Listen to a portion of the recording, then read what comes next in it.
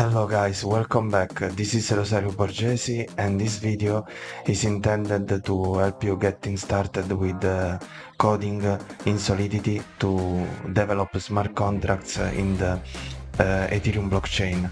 We will take a look at the basic of the Ethereum blockchains, like what are blocks, transactions, what are accounts, what is the gas that you have to pay when you execute transactions, and we will also take a look at the main tools that you need to deploy a smart contract, or also to interact with a smart contract, like Web3 or Ether libraries.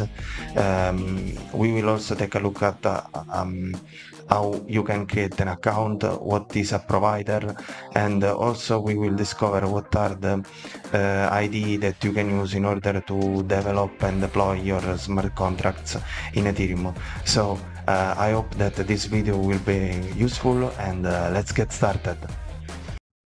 I have created this Medium article that will guide us throughout the video that you can find in the description. Let's start by talking about what it is an EVM. The EVM in Ethereum, it is which stands for the Ethereum Virtual Machine.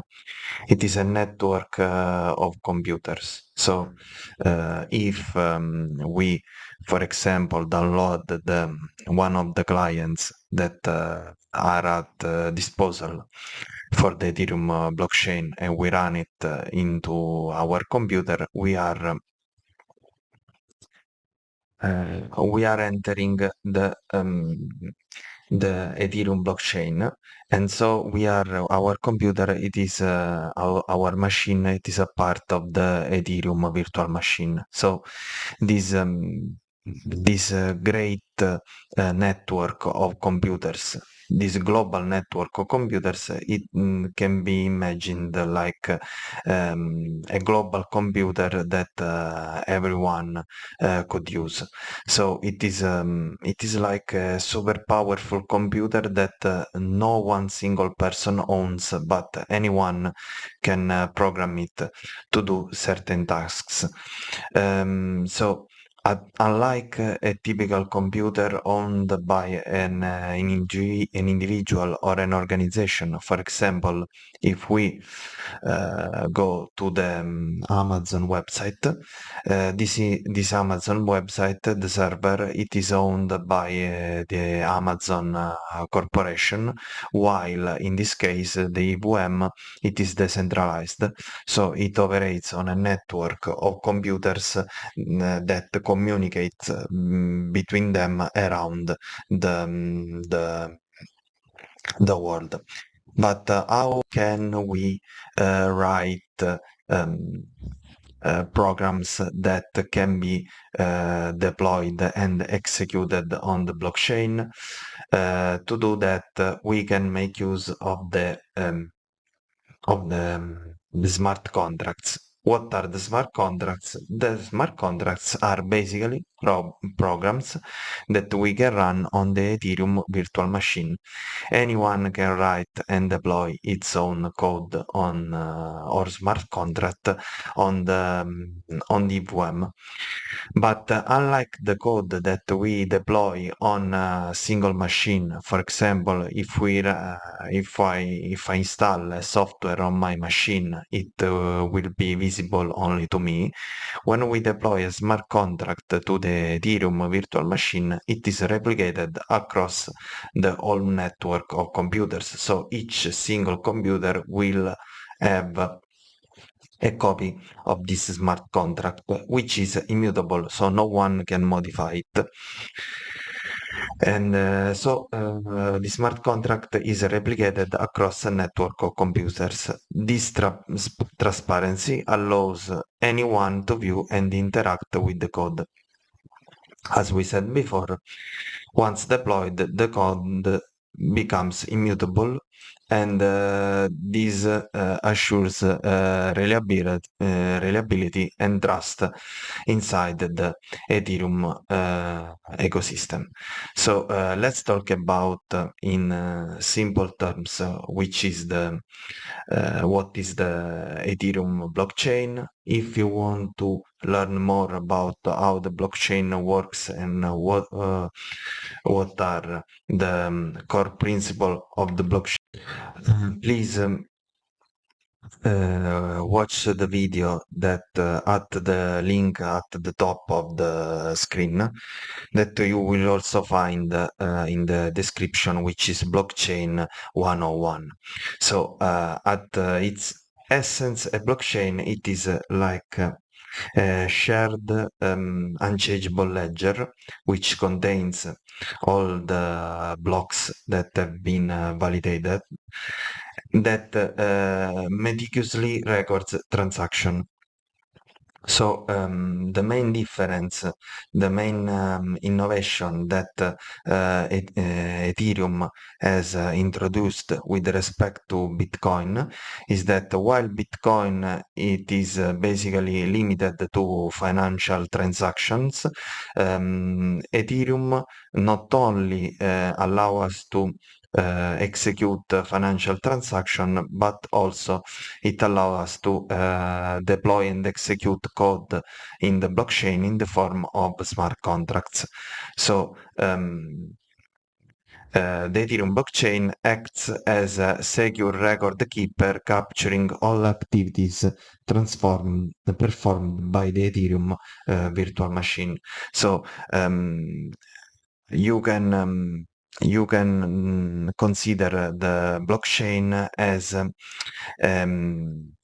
a sequence of interconnected blocks, with each block containing a batch of transactions.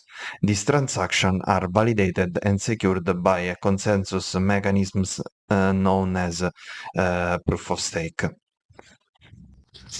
So it is, in the case of Ethereum, it is a ledger that records all transactions, both the financials and also the executions of the code executed or deployed on the by means of the smart contracts. The proof of stake consensus mechanism is based on the fact that the validators must put some Ether at stake. Ether is the cryptocurrency of the blockchain. Must put this amount, a certain amount of Ether at stake in order to be selected to validate the block. And this, of course, is different from the proof of work that is used in Bitcoin, where the miner must perform an arithmetical operation to solve a cryptographical puzzle. So Ether, as we said earlier, it is the currency of the Ethereum network.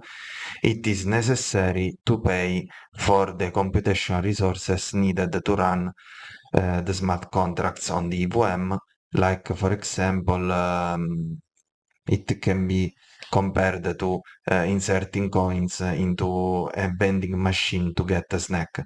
There are 3 Ether units, which are Ether. This is the main cryptocurrency used on the Ethereum network, much like you use dollars as a currency in the United States. Then you have the Wei, which is the smaller unit or the smallest unit of Ether, much like a cent is to a dollar. And one Ether is equal to 10 to the power of 18 Wei. And then you have Gwei, which is short for Gigawei, and 1 gigaway equals to 10 to the power of 9 way. So the key concept of the Ethereum virtual machine include, first of all, the state, which is the state of the EVM. The state of the EVM is a data structure, a comprehensive data structure that resembles an highly sophisticated database. It's called modified Merkle-Patricia trie, and it's responsible for storing all the information about all the accounts and their balances, and also the current state of the smart contract, like their code or the storage. This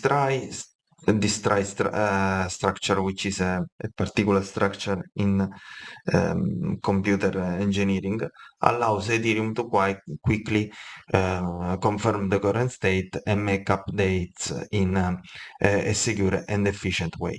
Then, since the blockchain serves as a globally shared transactional database, the participants in the network can read entries from this database. But if we want to modify the data inside this database, we need to create a transaction. And for this transaction to be accepted, all participants must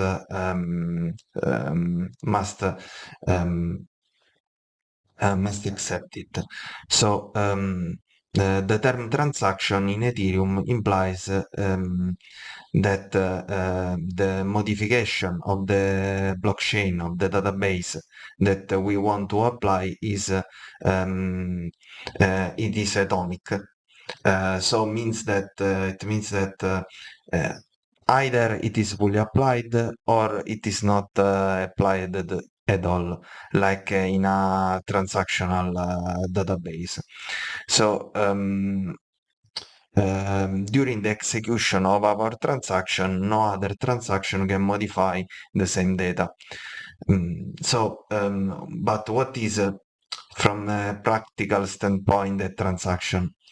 So we have said that transactions are actions that change the state of the EVM, and they are signed instructions sent by users or smart contracts.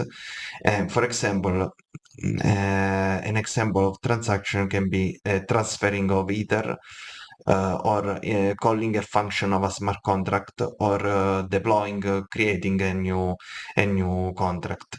These transactions are cryptographically signed, which means they are secured by a digital signature that proves who initiated the transaction, ensuring that only the rightful owner can make changes. This is important from a security standpoint. From a practical perspective, a transaction is a message that is sent from one account to another account, which might be the same or empty, and it can include binary data, which is called payload, and also Ether. You can also associate Ether in a transaction. If the target account contains code, which means that the target account, it is a smart contract, that code is executed and the payload is provided as input data. If the target account is not set, which means that the transaction does not have a recipient, or the recipient is set to null, the transaction will create a new contract. The payload of such a contract creation transaction is taken to be EVM bytecode and executed. The output data of this transaction is permanently stored as the code of the contract. An important feature of the Ethereum blockchain is the gas. When a transaction is created on the Ethereum network, it incurs in a cost known as gas, which is paid by the transaction originator, which can be found by checking tx.origin. Because the Ethereum virtual machine executes the transaction, this gas is gradually consumed based on the specific rules. So basically it means that if we perform an operation according to the complexity of the operation that we are performed, we are going to pay a different amount of gas. If we are performing operations that require more computational work, we will pay more gas. Otherwise, we will pay less gas. If the gas is fully depleted, an out of gas exception occurs. This exception stops the execution of the transaction and reverts any changes made to the state within the current call frame. This gas mechanism serves two purposes. The first is economical. It encourages an efficient use of the EVM execution time by making participants mindful of their gas consumption, and then it has a compensation goal. It compensates the EVM executors, such as miners or stakers, for their computational work. Each block has a maximum gas limit, so which also helps to control the workload required to validate a block. The gas price is determined by the transaction sender and represents the fee they are willing to pay per unit of gas. The sender pays an amount of gas which is calculated with gas price times gas upfront to the EVM executor, and if any gas remains after the execution, it is refunded to the sender. However, if an exception occurs and changes are reverted, the already consumed gas is not refunded. To prevent abuse, EVM executors can choose whether to include a transaction in a block. Transaction senders cannot manipulate the system by setting an unreasonably low gas price.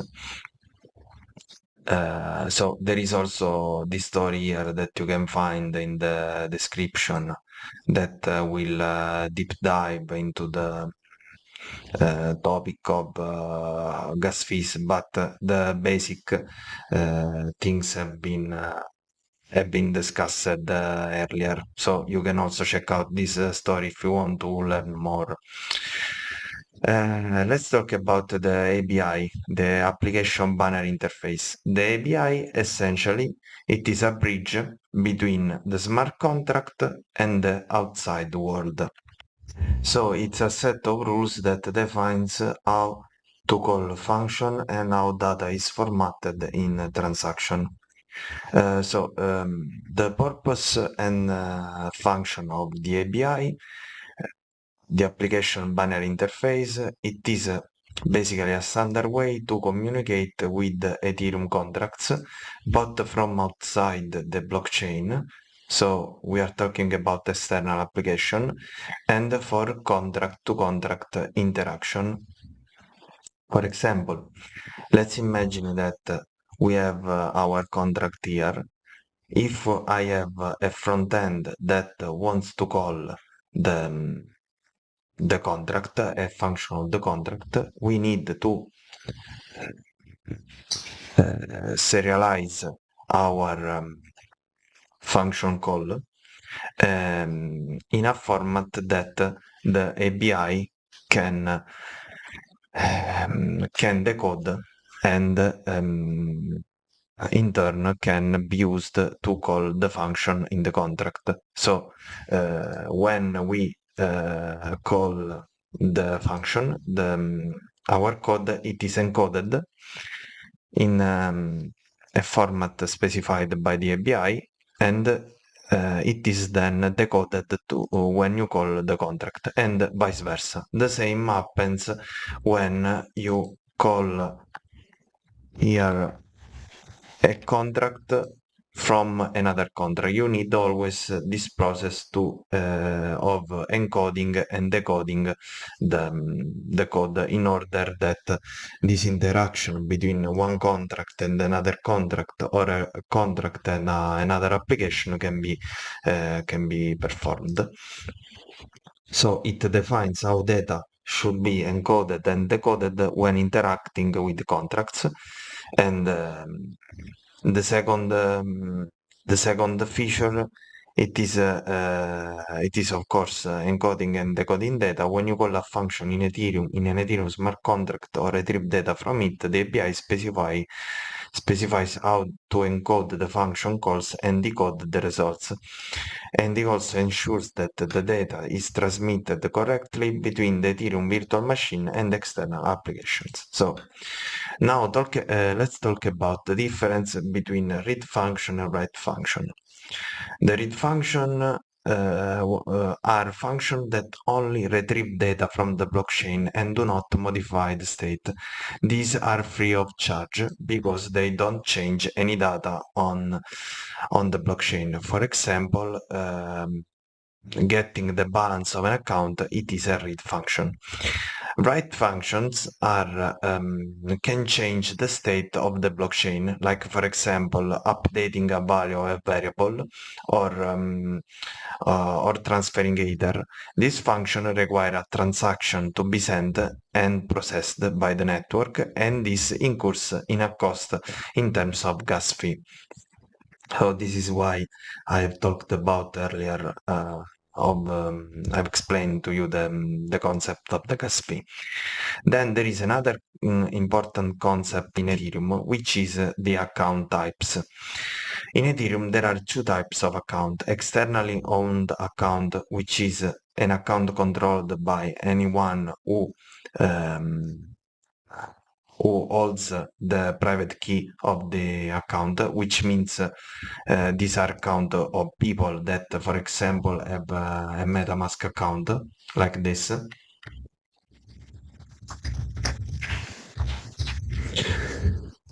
If I get inside, as you can see, these are two types of externally owned account. These are my account on the Solidity network, and these are externally owned account, while a contract account is the account of a smart contract deployed on the network. So there is this difference. Both account types have the ability to receive, hold, and send ethers and tokens, and they can interact with deployed smart contracts.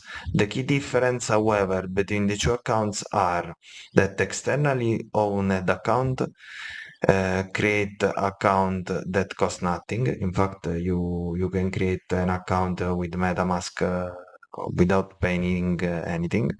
Can initiate transactions between externally owned accounts can only be so for example if I want to um, send my Ether to another person, sorry, if I want to make a transaction with another person, another externally owned account, this transaction can only be a transfer of Ethers or token, and also they are made of a cryptographic pair of keys, public and private keys that control account activities. So here, for example, each account has a private key which should not ever be shared with anyone, and who holds the private key or controls the Ether that account stores. While there is also the public key. So there is a pair of keys, public and private, in the externally owned account. While in the case of contract account, creating a contract is a cost because we are using the network storage.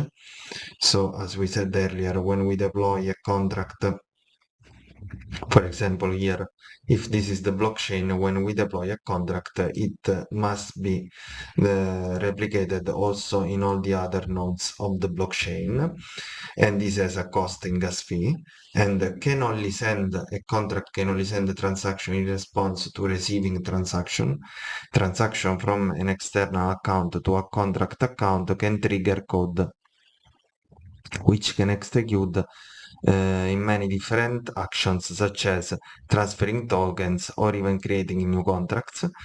Contract account doesn't have private keys. Instead, they are controlled by the logic of the smart contract code. So, regardless of whether or not the account stores code, the two types, externally owned and contract account, are treated equally by the EVM. So every account has a persistent key value store mapping called storage, and every account has a balance in Ether or in Way, which is as we have said seen earlier, 1 Ether it is equal to 10 to the power of 18 Way, which can be modified by sending transaction to include the Ether. So, for example, my account here has a balance of 3.6 Cipolla Ether. Okay, this other account, so each account has a balance. This other account has a balance of 0.0264 Cipolla Ether. Okay. So let's talk about the blocks. So transaction, as we said earlier, are bundled into what is called a block. For example, a block can be here we put I don't know, Bob sends 1 Ether to Robert as the first transaction. Then we could have, sorry, a second transaction. This is the first transaction, for example.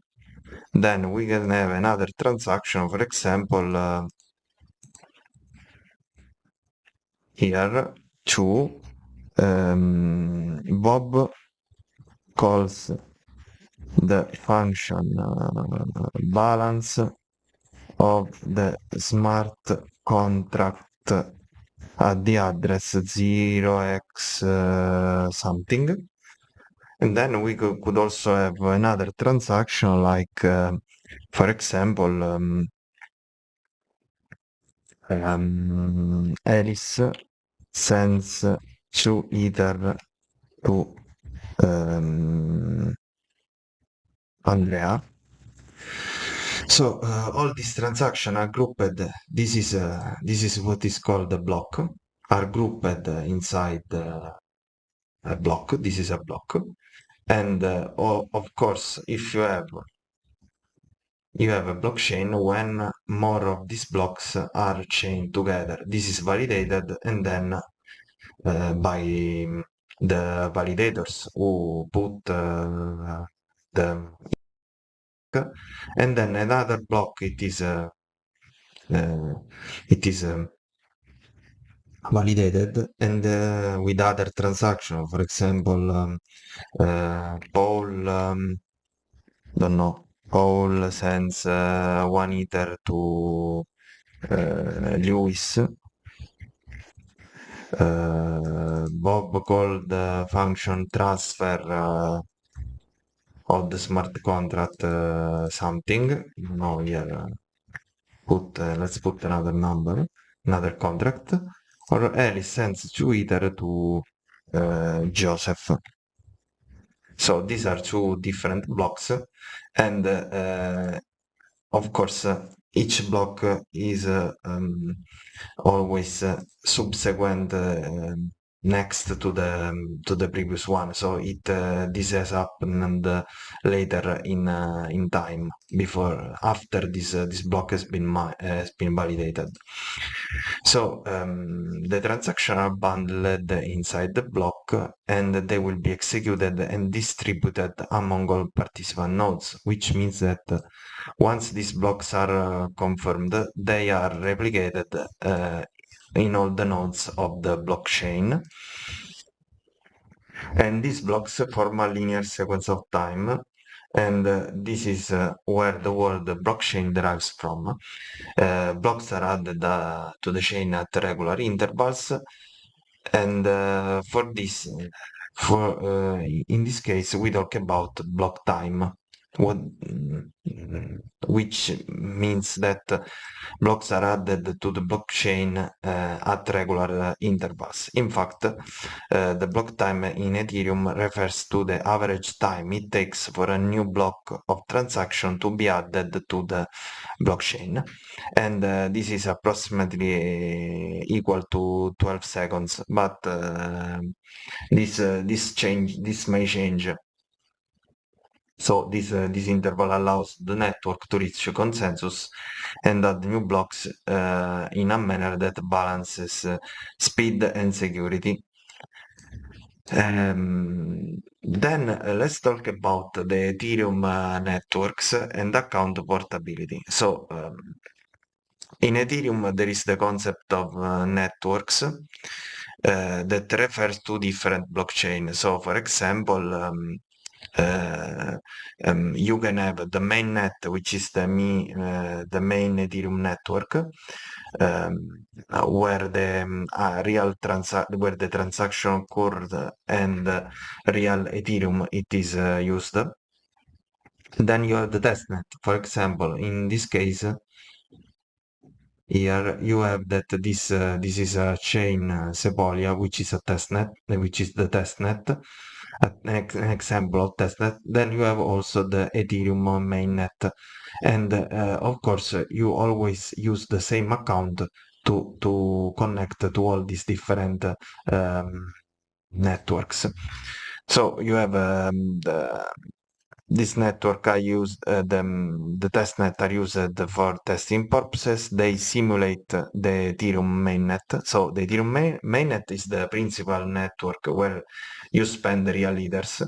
In the testnet, you spend fake Ethers, and they are used for testing purposes. A common testnet is Sepolia, and they have the same structure of externally owned account and contract account, but of course test Sepolia test Ethers that you can have here. They have no real value.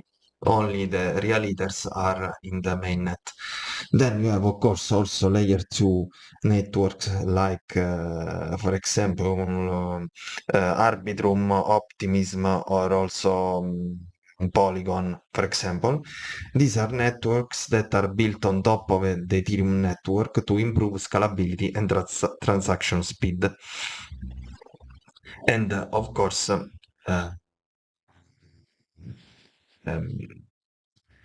as we have said earlier, one of the key features of Ethereum is the account portability, which means that the same account, externally owned account identified by its public and private key pairs, can interact with all the network. So the same account can interact with Polygon, with the Sepolia test network, and the mainnet. This means that you can use the same wallet address across mainnet, testnet, and other compatible networks, although the assets and transactions are network specific. Let's talk about now Solidity. What is Solidity? So we have seen that smart contracts are programs that are deployed and executed on the Ethereum blockchain. And to write these programs, we use a programming language which is called Solidity. Solidity is an high-level programming language that must be compiled to be executed within the Ethereum virtual machine. The compiler in Solidity is sock.js, which enables the developers to compile the Solidity code into EVM bytecode for deployment on the Ethereum network. So we write the code in Ethereum in a language called Solidity. For interacting with the smart contract, we can use, for example, a block explorer, which is Etherscan. You can find it here. It is this site here. Okay, that gives you various. You can check, for example, for a specific transaction here, or you can also, for example, here you can also find what are the top NFTs, top tokens. It is used by either check. For example, here I can check a transaction. I can also check, for example, an account. I can perform a lot of operation.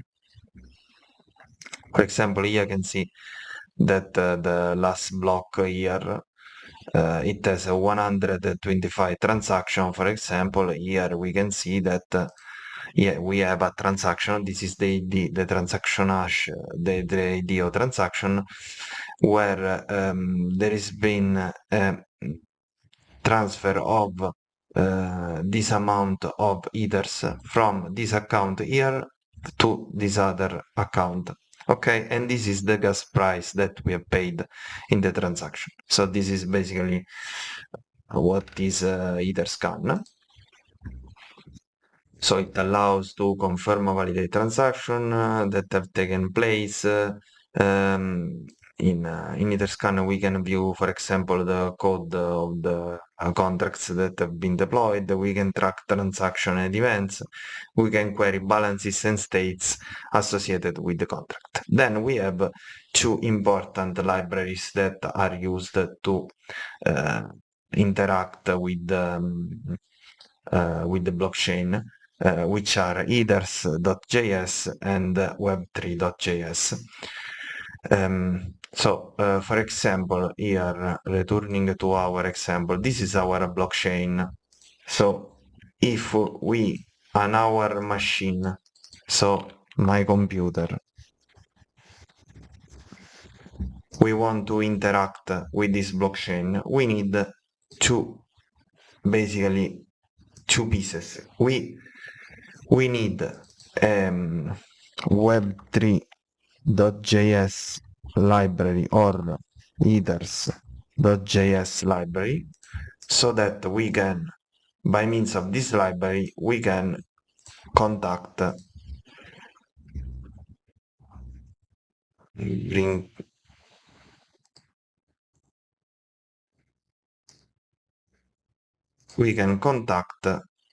here the blockchain. So here I can add the text by saying that this is the blockchain. So here, for example, with our code, we can make use of web3.js or ethers.js to interact with the code stored on the blockchain. So both libraries allow us to send Ether and other transaction, interact with smart contracts, and listen for events. Here, for example, you can check out this story. Here, for example, I've explained the difference between the two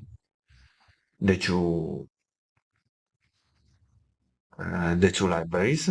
So here, of course, you need to interact with the blockchain. You can either run a node, in your computer, or if you want to, don't want to run your code directly, to run your node, on your computer, you can contact a service called provider, like for example Infura or Alchemy,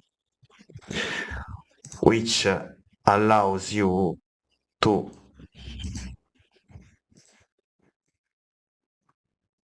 contact the blockchain. So they provide a service that allows you to, with an API key that you can create on these two websites, they allow you to create an API key that allows you to connect to the blockchain. You can connect to the main network, to Sepolia, to Polygon, whatever.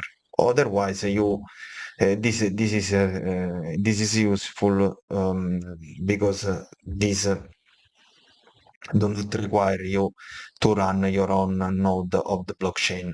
So this is a simpler way to interact with the blockchain. And this is the provider. One example is, for example, here Infura, which allows you to create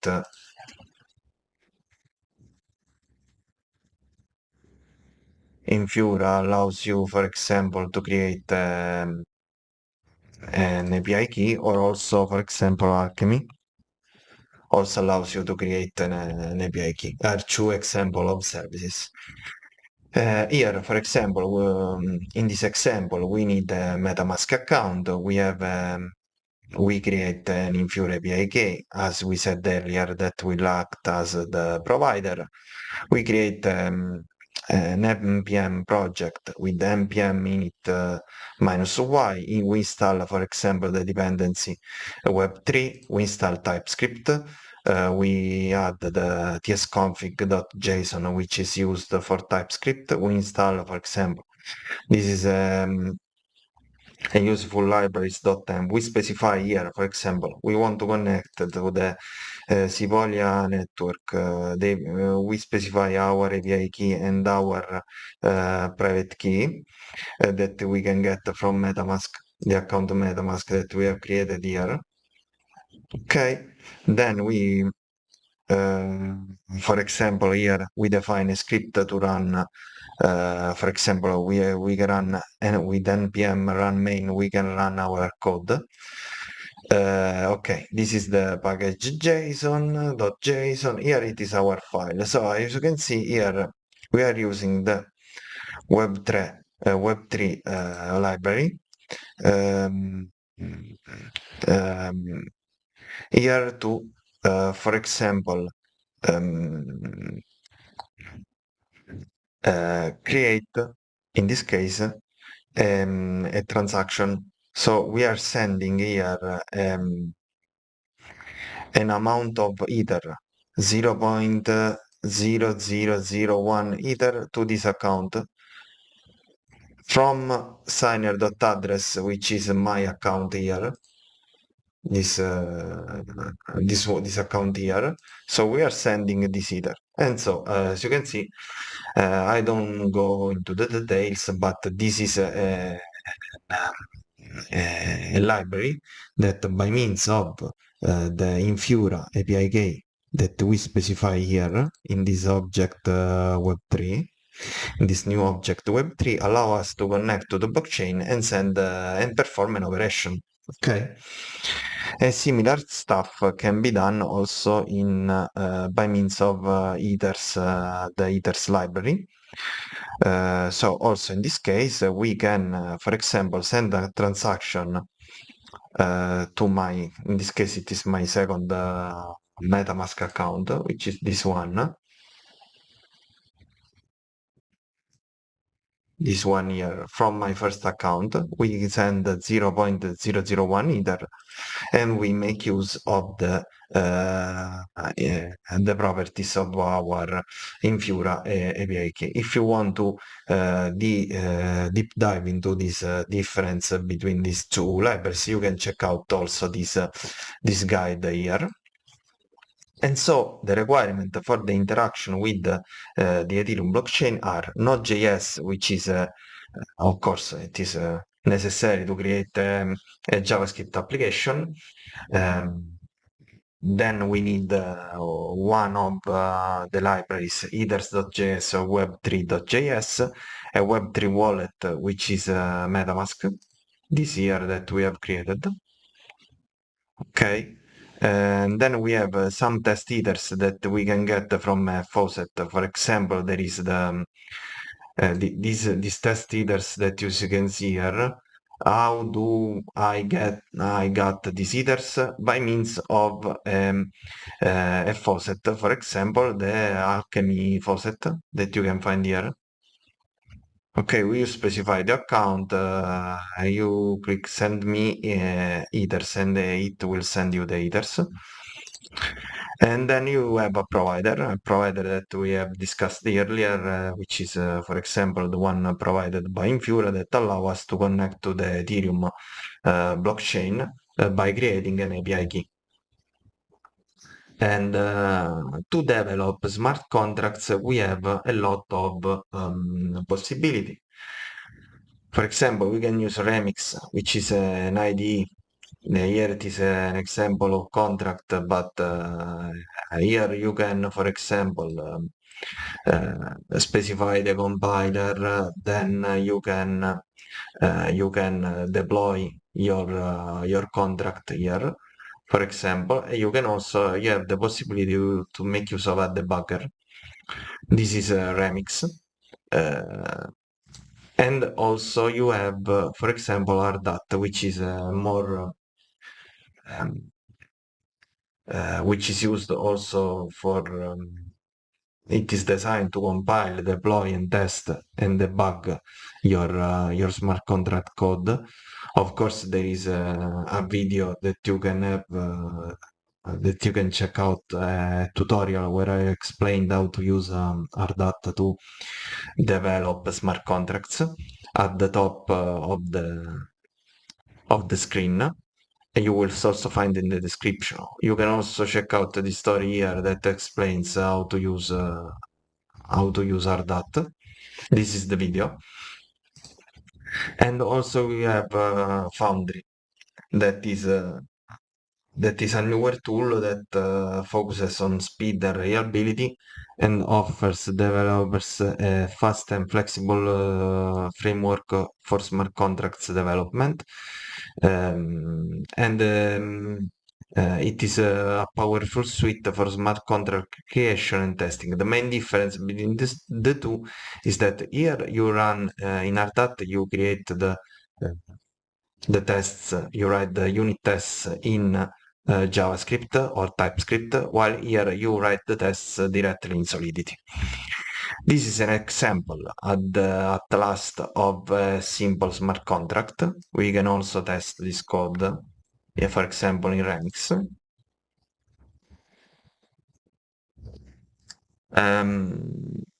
So the contract has already been compiled. We can, for example, deploy this smart contract is in Sepolia. Okay, as you can see, I have the same test ethers that I have here. Okay, or in any other network, we are making use, for example, of MetaMask. If we deploy this contract, okay, here we require the fee because we are creating a new contract. This is the amount of fee that we are estimated that we are going to pay.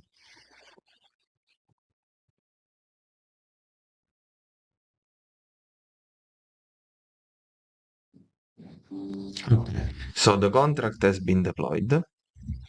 Okay, we can check the transaction Etherscan, as we can see here. So the transaction is still indexing, so we might just need a while before we can see the results. So as you can see here, contract creation, this is my account. So we can also check out also not only the transaction, but also, for example, we could also here, okay, success. So this is the transaction. from my account to this new account, which is the contract account. The transaction has cost this amount of Ether. And for example, we could also, for example, check out a specific account here. And you can see all the transaction related to this account. Here we are in the Sepol Etherscan, so we are in the test network. So the transaction has been successful. And here, this is simple contract. You have you define a variable here, which is an integer. You can set the value of this variable and then retrieve the value with get. For example, here we can set the value to 10. This is a write transaction. In fact, it is orange, while this is blue. It means that it is a read function. So if we run this function, we pay gas fee because it is a write function, as we said earlier. So we confirm. We wait until the transaction has been confirmed.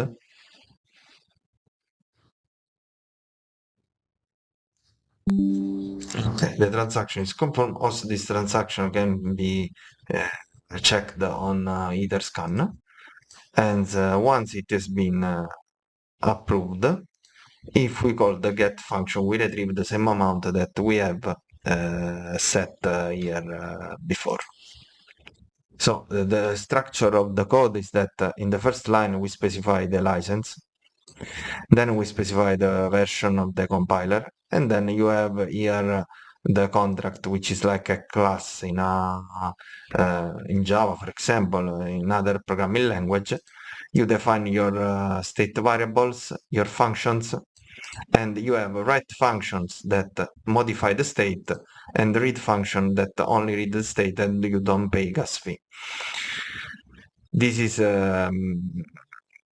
this is also an this is an introduction to the to the to this to the world of Ethereum and smart contracts, and you will also find more if you want to deep dive more into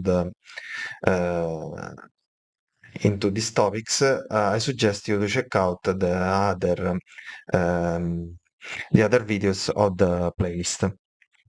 So guys, we have reached the end of the video. I hope that it has been useful. If you have any suggestion to improve the videos, or if you have any questions, please leave a comment below and I will answer to you as soon as I can. Thank you for watching and see you in the next video.